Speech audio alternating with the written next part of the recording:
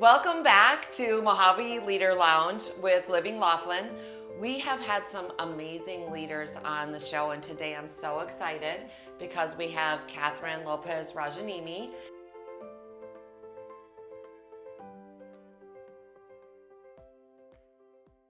You are running for public office, Correct. House of Representatives. Arizona State House of Representatives. And so this is so exciting because number one, you're such a great human being, truly, Thank you. so awesome, and such a great contributor to our little county here. What is your background? Like, truly, where did you grow up here? So Where'd you grew came up here. from? So my parents moved me to the area when I was 7 years old. So that was 1977. Wow, really? Yeah. So you're like kind of a native, Yeah. native as it gets. As it gets, right? Yeah. Other than being born here, unfortunately, I wasn't born here.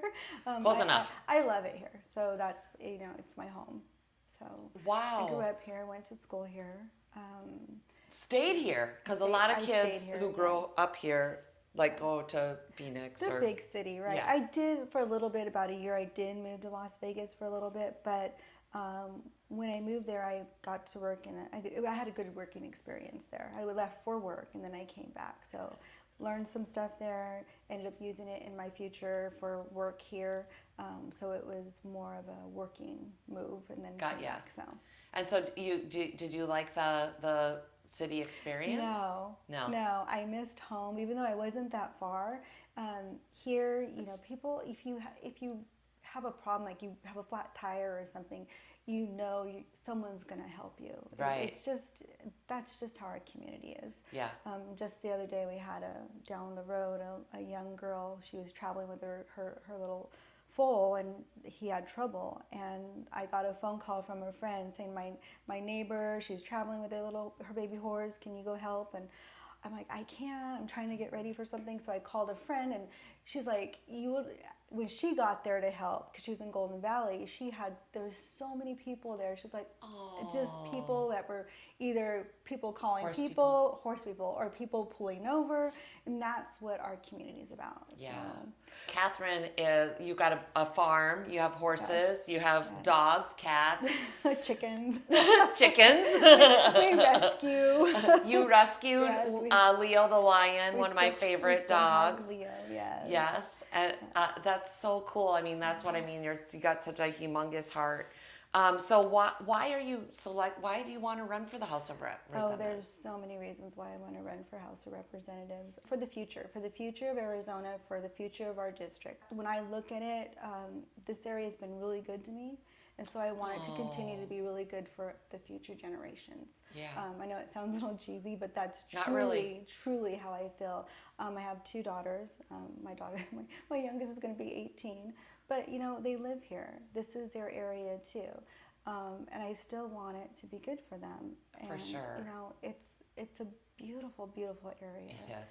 And there's so much to do here between the river and the mountains. And, I love that we still have the rural communities here.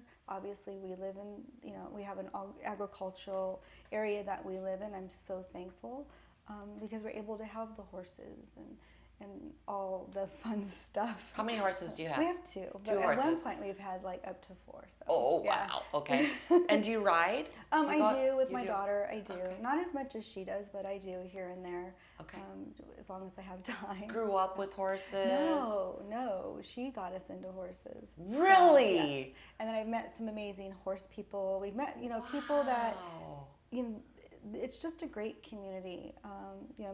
At 4 years old, she kept saying, I'm going to barrel race, I'm going to pole bend. And I'm like, what is that? Barrel what? Yeah, exactly. And I'm like, what is that? So I had to look it up. And then by 6 years old, she's like, I want horse riding lessons. So, and it just went from there. And then I That's so became, cool. We got into 4-H, Mohave County 4-H. And then I ended up being the Mohave County 4-H horse project leader. And, it's just grown from there. So. Wow. So your kids, you're just one daughter, Two or daughters. do both your kids like horses? Do they both? both love animals. Gotcha. One's not so much a horse person. She loves them. She helps Yeah. us take care of them. She's older, so if we go out of town, she's our babysitter of our fur animals. Yep. So, but yes, we all. 'Cause that's a lot of work, right? It is a lot of work.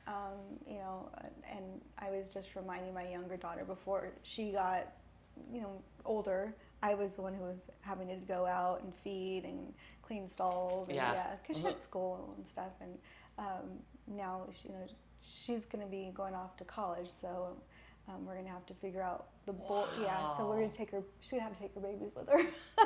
Wow. So where is she going? U of A. She is? Okay. Okay, so that's they have a veterinarian, Tucson. They have a veterinarian program, so that is her goal, is to be a veterinarian. Oh, that's so Go cool. figure. Okay, so how about the background? So where have you worked? What have you done? Background. So at the age of 17 in high school, I started in the financial industry. So, and then I was stayed in that for 17 years. So I went from banking all the way up into starting my own branch from scratch. Oh my gosh. I did a lot in banking. I was branch manager, loan officer. Then I went into mortgage lending for 7 years. Then I had the opportunity to go into the insurance industry, and I was going to do a captive agency.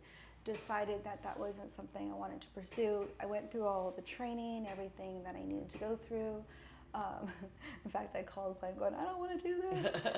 This isn't really for me, because when I did mortgages, you're pretty almost self-employed. You kind of, as long as you kept your loans up, your goals and what you needed to do, you know, you did your job. Captive wasn't something I wanted to pursue, so I went and he started naming off all these other independent agencies in town, and I'm like, well, you know what?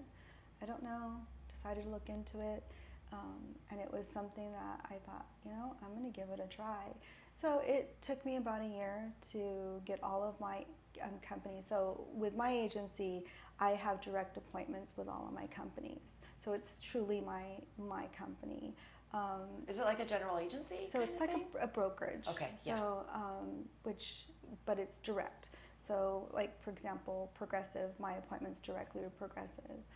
Mercury's directly with Mercury. So and it's not a general agency in between, right, kind of thing. It's just me and the companies. And I started that, it's been 22 years. Wow. So okay. It was interesting. At the time, I got into a world that there wasn't a whole lot of females, and I didn't realize that at the time. There was in captive, but not so much on the independent. Thankfully, things have changed, and it's gotten more. There's more females, more ladies involved in independent agencies, which is nice. Yeah. So that's what I did, and then of course Glenn does construction. So we do. Yeah. I help a lot with the construction side as well. Prior to the recession, we started doing countertops. It's really funny because it just started out as countertops. So a lot of our clients were coming from California, and the thing at the time was, oh, we want these Coron countertops. And that wasn't something that there was a lot of people in the area doing it. I believe there was one gentleman, if I remember correctly, he was in Lake Havasu. And we got further and further behind on our construction of our homes because we were waiting for these countertops. So we went to another company, asked what it took to get involved in, to do our own countertops. It's still the solid surface countertops, but it was a different brand. Sent Glenn and a couple of our guys for training, started doing countertops, solid surface. It evolved into cabinetry, evolved into flooring, evolved into other types of countertops. So Kitchen, Bath and Beyond, which is one of our companies, became its own little entity.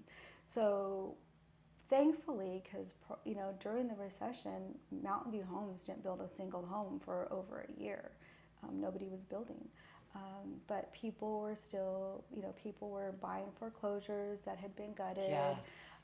So we were doing remodels. People were deciding, I'm gonna have to stay in this house for a while, so you know what? I think I'm gonna upgrade my countertops or my bathrooms. Yeah. So Kitchen Bath and Beyond, kept us busy. It was a blessing. Yeah.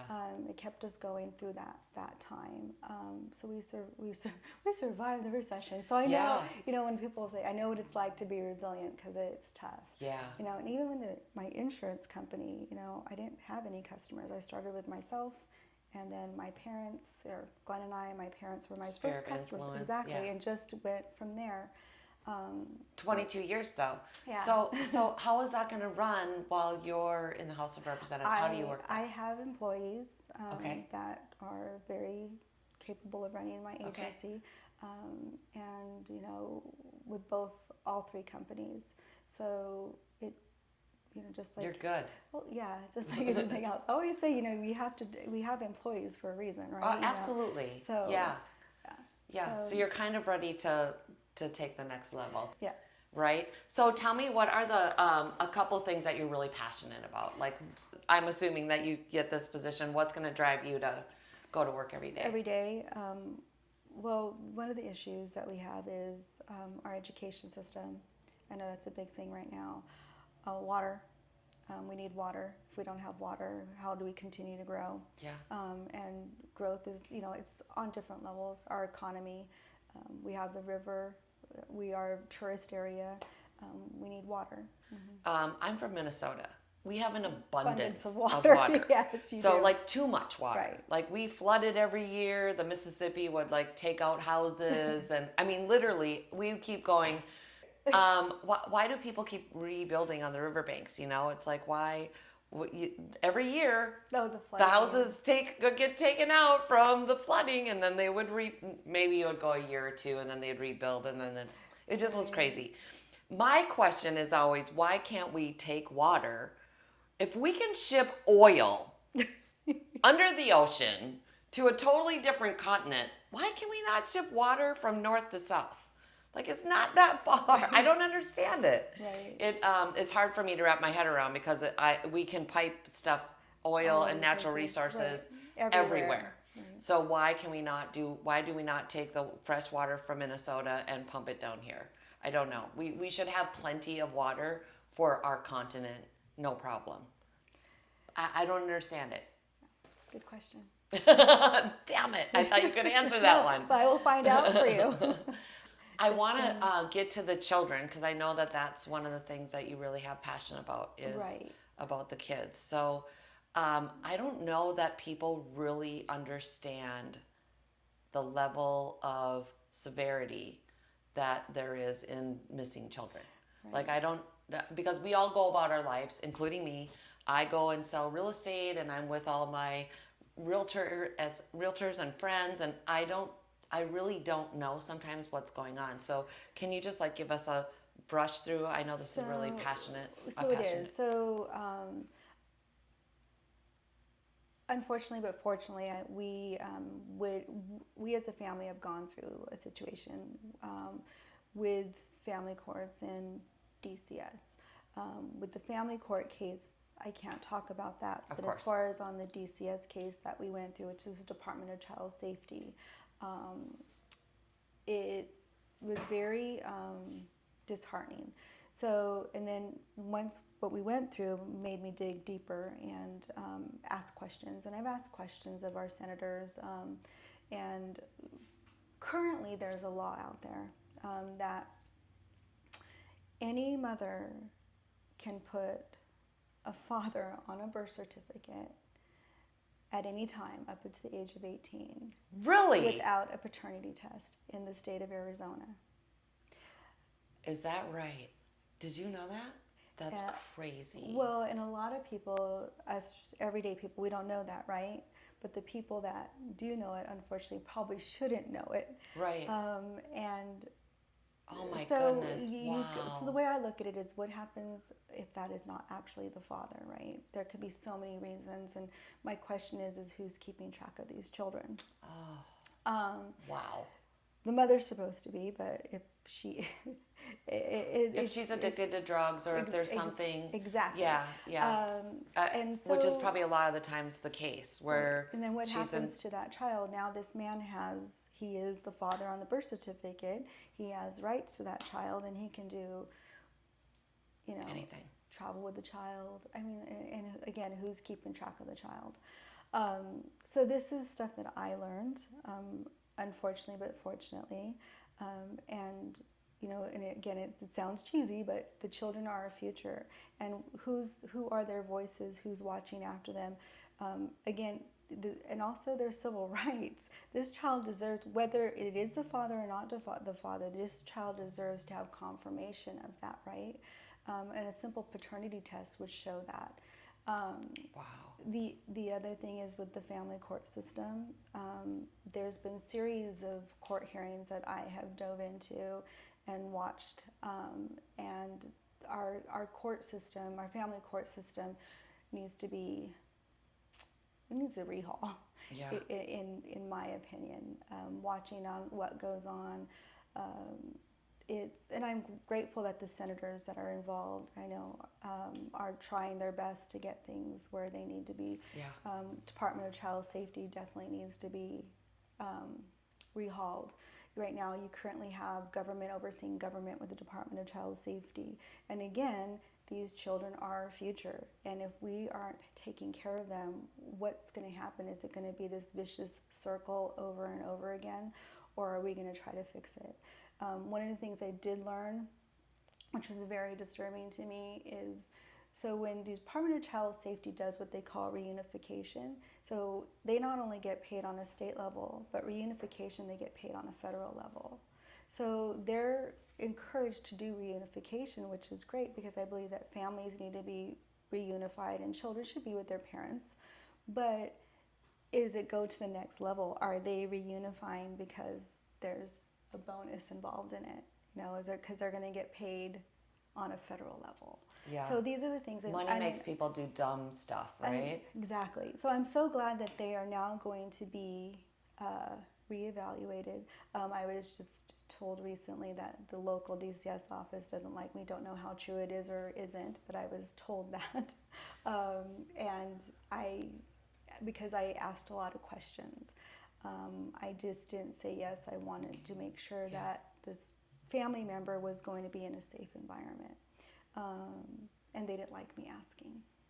So I feel like we need to just get all new players in government. Like we do. There's just too many, and that's why I think that I back you wholeheartedly. First off, again, you're a lovely human being. You really have your heart in the right place, but you're not a government person. No. Like your background is finance and insurance, and you have lived through the hard times like all of us, and you just want to make the world a different place. And I had no idea. I mean, the stuff you talk about with the children is like, it actually makes me I can't believe that that's the United States of America. A lot of people can't believe it. When I start talking to people, and they're shocked. And I've pulled documentation. That's the one thing. If I'm going to get into something, I'm going to educate myself. I'm going to dive into it. I'm going to learn. I'm going to ask questions. I'm going to talk to people. Because I've talked to two of our senators, and our previous senator and Hildy about this, because and our current House Representative, Mr. Gillette, because I wanted to know, like, okay, how can this be? Why aren't we changing it? I know why they did it. They did it because of surrogacy, was why this law went in, but now it needs to be changed. It needs to be rewritten. And there will be pushback from different areas, but it needs to be rewritten. Yeah. There needs to be some more controls, for sure. There does. Yes, absolutely. So that's some of the things. The other thing too, having the construction background. When I look in the House to see who's in there and what backgrounds there is one representative that has a construction background. And that's the other thing is our economy. We need to keep, that's what keeps us going, right? For sure, yes. You're in the industry, we're in the industry. So I think we need a diverse group of representatives up there representing the people. The other thing I looked into too, because I'm like, okay, who is in there? So I'm in the insurance industry. We all need insurance, right? The one thing that I'm seeing happening is a lot of my clients are being non-renewed. And it's kind of what happened with house insurance, correct. You mean? Yeah, okay. What happened with Pacific Palisades. Yeah. So these insurance companies are non-renewing. One is they're not making money because of the other catastrophes that have happened around us. But are they going out of business, or is it just no, that they're it's trying just to realign themselves? They do studies. So these companies do extensive studies, so they know high risk areas. But one of my solutions, and I'm always talking to. We have some areas, yes. Oh, okay. So I'm always talking to my representatives, or my company reps, what can we do? And one of the things I notice is the right hand isn't talking to the left hand. The entities aren't communicating. So if these insurance companies are doing all these researches and they know, okay, this area is a high risk for a fire, they need to maybe start cutting back some trees. Maybe cut trees? Right. I know. But do you want homeowners insurance and you want to protect your assets? I'm with you, girl. I don't know why it's a big deal, but it is. I get it. I know. Nobody wants to hear that, but it is the reality. How about if we just clean out the dead stuff? Let's just do that. But that's what would be less of a risk, right? Yeah. If your home's dependent, even some of them don't like even the desert area because there's dry brush and the risks are still there. So if some of the companies, you got your Department of Insurance, you have your individual insurance companies, and then you have your cities, towns, communities, homeowners associations.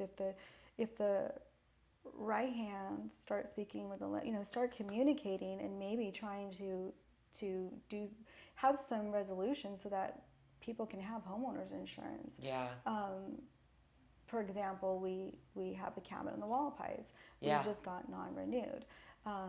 Fortunately, I was able to find a company for just $5,200 a year. 57 actually. 57.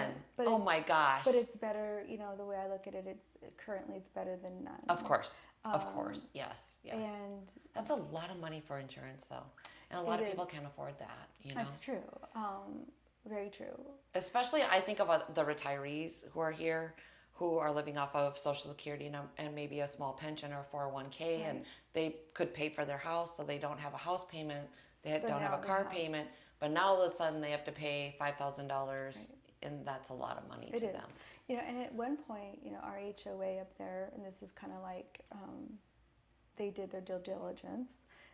We actually applied for it ourselves. Glenn and I did for a grant, and the homeowners were given an opportunity to get a grant to have a company come in and clear off, create a barrier around our homes. Oh, Okay. So this is the kind of stuff that I'm thinking. It's kind of how can we, with the whole water issue, start looking at more water conservations, which I know we do, but and then it's just being progressive, right?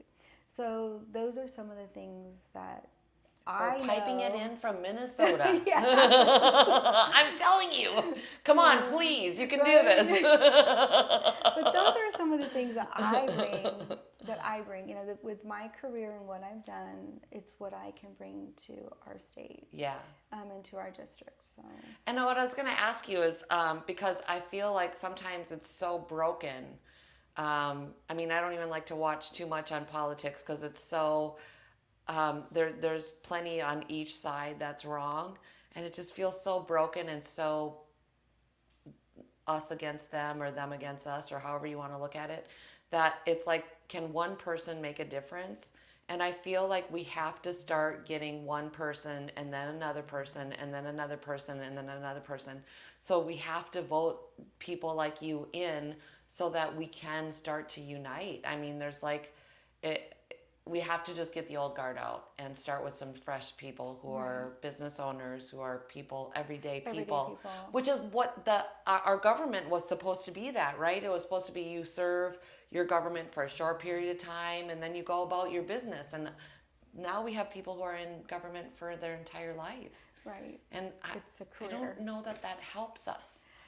People like you help us, but we need a one, I agree with you one. 100%. Right. You know, but you know, the only other thing is that it's really hard to find people who are willing to give the time. I mean, if you have a really great career, you have a couple different small businesses. Right. It's hard to give that time up. It is, but it's something that I think people need to start doing.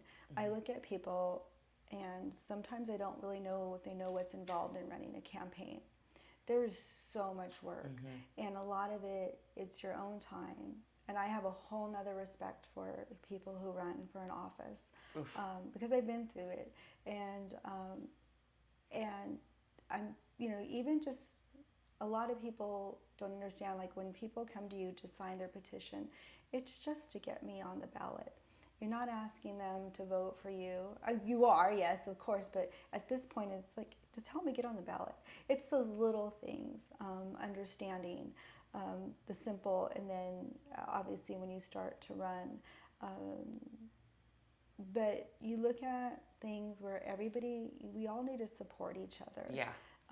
No matter what your political affiliation is. It's so hard, but you're doing it because you care.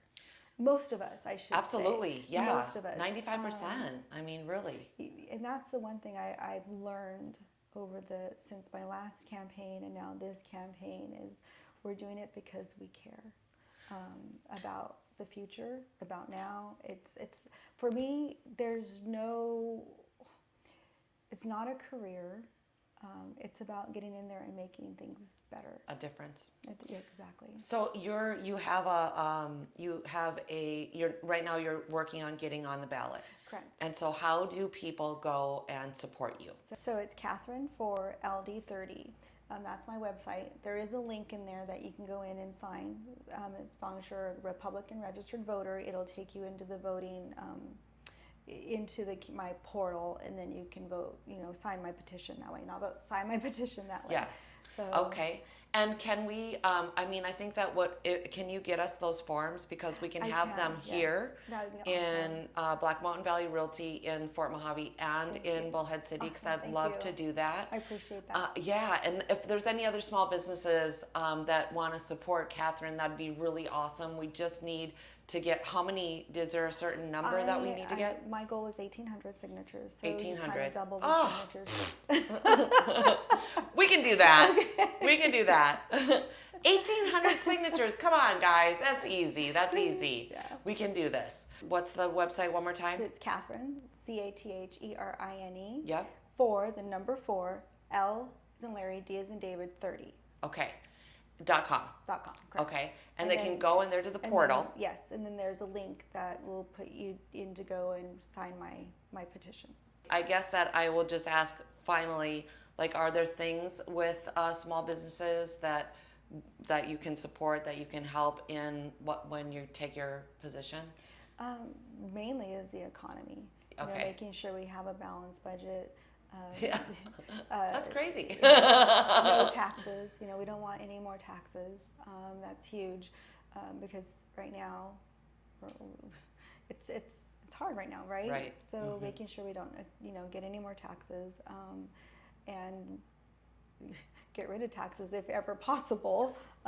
That's the one thing that's important. And with small business owners especially, because we really struggle. It is, and I know we're one of the things too, being in the construction industry, and I don't know if you know this, our building codes keep increasing. And the next building code that they're trying to do, the 2026 building codes, is going to affect the commercial side quite a bit. So if you're a mom and pop and you're wanting to,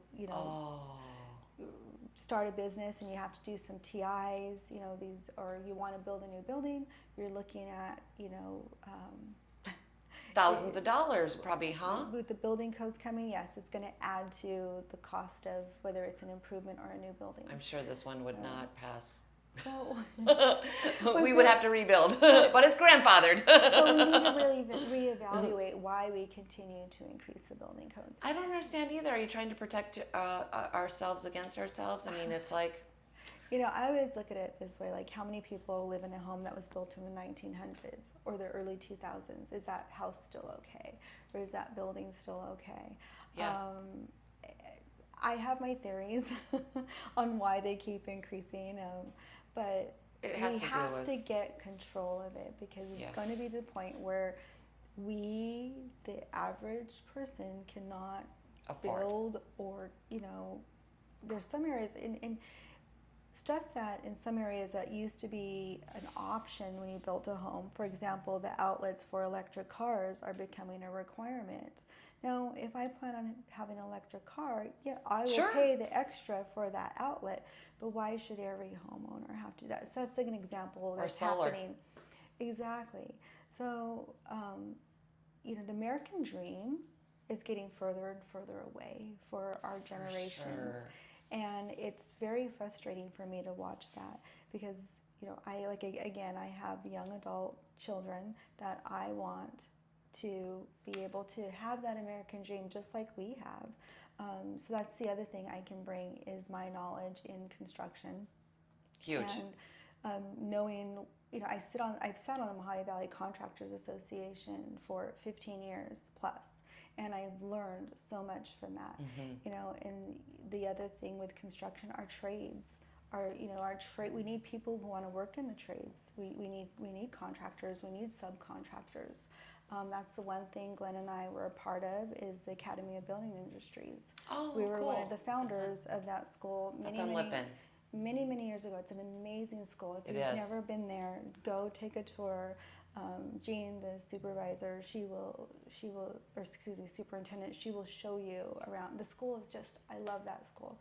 Yeah, they do a big Halloween thing every year. They do. Yeah, which is super fun. Amazing students. They just got a Halley grant where they just got all new automotive equipment.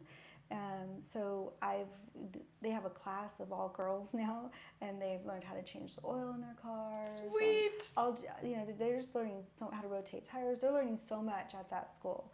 They have a lot of women welders. Framing department, welding department. The trades have gone away. The other thing too is education. The education system also needs to be, supporting our teachers. They have a lot. Our classroom sizes, I have a little great niece that, goes to school in Lake Havasu, and the classroom size, it's one teacher to 30 students. That's a lot. Yeah. So, things like that I want to make sure that I, get involved in. You get put into committees. So you want to be able to, they look for the right fit in each committee. Oh, yeah.